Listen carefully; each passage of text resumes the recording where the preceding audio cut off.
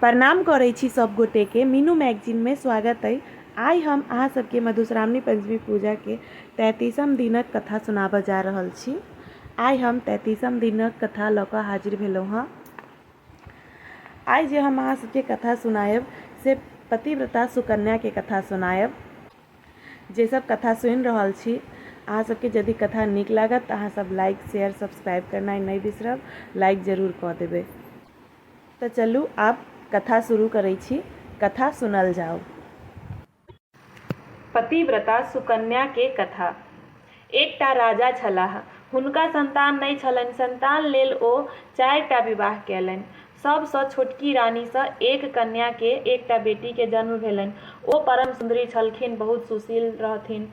नाम रखलखिन हुनकर सुकन्या। सुकन्या के स्वभाव तेहन छलनि जे चारू माय हुनका खूब मानैत छलनि। राजा सेहो सुकन्या के बड़ मानैत छलखिन। जतऽ ओ जाथि सुकन्या के संगे लेने जाइत छलखिन। राजा जतऽ जाथि सुकन्या के संग में लए कऽ जाथिन। एक दिन राजा भोर में टहलऽ लेल निकलला। हुनका सब संगे औरो लोक सब छल, संग में सुकन्या सेहो रहथिन। राजा हंसी मजाक करैत जा रहल छलाह। सुकन्या एक पोखरि लग टहलैत छलीह। ओ देखलखिन जे एकटा दिवडाक भीड़ जकाँ किछु छै आ ओहि में दूटा किछु चमकै छै। हुनका उत्सुकता भेलनि जे एहिमे की चमकै छै। ओ देखलखिन ओतऽ जाकऽ आ ओ चमकैत चीज के आंगुर सँ छू देलखिन, खोदि देलखिन। खोदलासँ आंगुर सँ हुनका आंगुर में से खून लागि गेलनि। तखन ओ एकटा काठी लऽ कऽ ओकरा खोदऽ लगलखिन। ओ काठी सँ खोदि देलखिन। ओहि चमकैत वस्तु सँ खून के धार बहऽ लागल। तखन सुकन्या डेरा गेली आ भागि गेली ओतऽ सँ। ओहि दिवडाक भीड़ में एकटा मुनि तपस्या करैत छलाह आ ओ जे चमकैत चीज छलाह ओ दुनू हुनकर आँखि छलनि।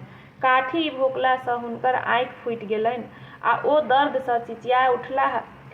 आ राजा ओतऽ से हल्ला करऽ लगला। ओ आवाज सुनि राजा ओतऽ अयला आ सब किछु देखलखिन। एक मुनि तपस्या करैत छथि आ हुनका शरीर पर दिवडाक भीड़ भऽ गेल छनि। आँखि टा खाली हुनकर देखाइ छलनि। सेहो सुकन्या के बचपना सँ फूटि गेलनि। राजा राजमहल आबि अपन ज्योतिष पंडित के बजा कऽ हुनका सँ बात कयला। पंडित सब कहलखिन जे मुनि के आँखि फूटि गेलनि, ई बड्ड गलती भेल। मुनि सँ क्षमा याचना कयल जाय। राजा ओहि मुनि ओतऽ गेलाह आ क्षमा याचना कयला। राजा कहलखिन, हे मुनि, हमर कन्या सँ, हमर बेटी सँ बहुत बड़का अपराध भऽ गेल, से अहाँ क्षमा कऽ दिअ, क्षमा कयल जाओ। मुनि कहलखिन, अहाँ के बेटी हमर आँखि फोड़ि देलखिन, हम आन्हर भऽ गेलहुँ। अहाँ अपन बेटी के कुटी में छोड़ि दियौन, ओ हमर सेवा करती, हमर टहल टिकोला करती। राजा के मुनि के बात सुनि बड़ दुख भेलनि। ओ ओतऽ सँ राजमहल आबि कऽ खटिया पर सुति रहला, खटिया धऽ लेला। फेर अपन एकटा बेटी छलनि आ सोचलनि ओहो बेटी मुनि मांगि लेलखिन। राजा तहन फेर अपन सब वस्तुक संग राजकुमारी के विदा करऽ के तैयारी करऽ लगलखिन। किंतु सुकन्या किछु संग में नहि लेलखिन।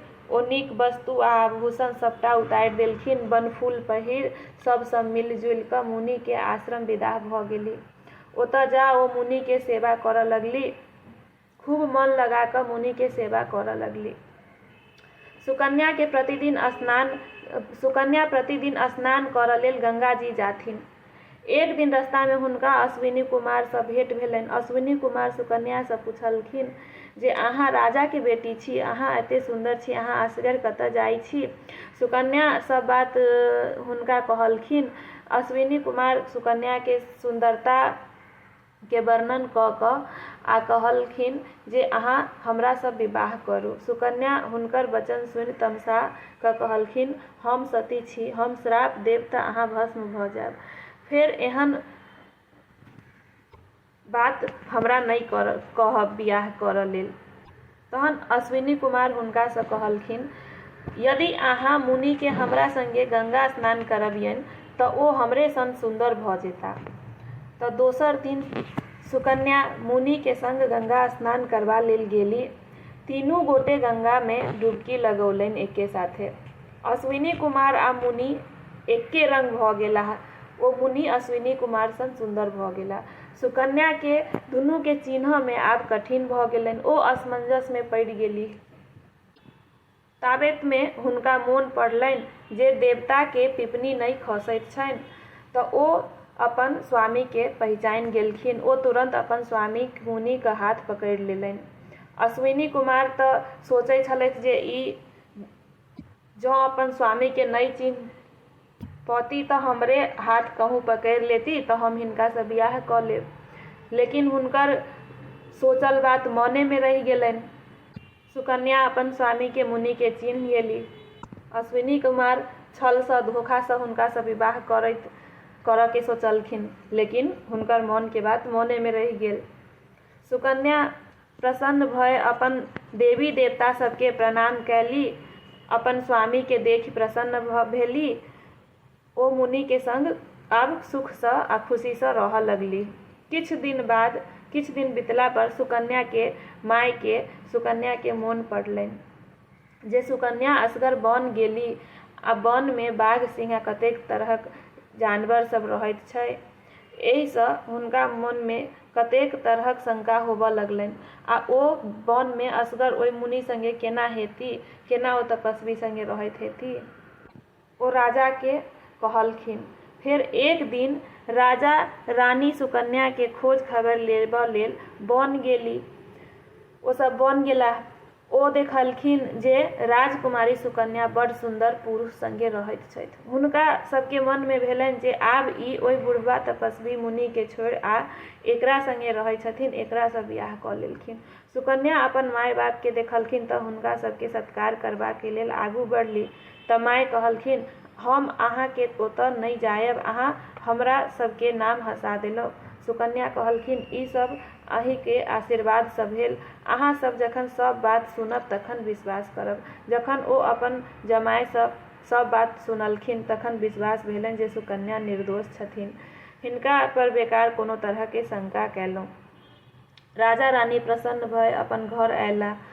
राजा अश्वमेघ यज्ञ कयला। ओहि में बेटी जमाय के बजौलनि।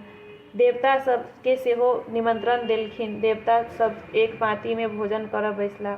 ओहि में अश्विनी कुमार सेहो भोजन करऽ ला बैसला। लेकिन देवता सब हुनका अपना पाँति में अपना सब संगे नहीं बैसऽ दैत रहथिन। तहन राजा के कहला सुनला पर हुनका ओतऽ बैस कऽ खाय देलखिन अश्विनी कुमार के। यज्ञ भोज भात सब चीज भेला बाद सब गोटे सुकन्या से खूब प्रसन्न, खूब खुशी भेला।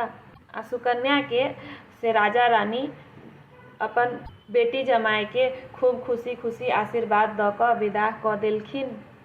तऽ इहे छल पतिव्रता सुकन्या के कथा।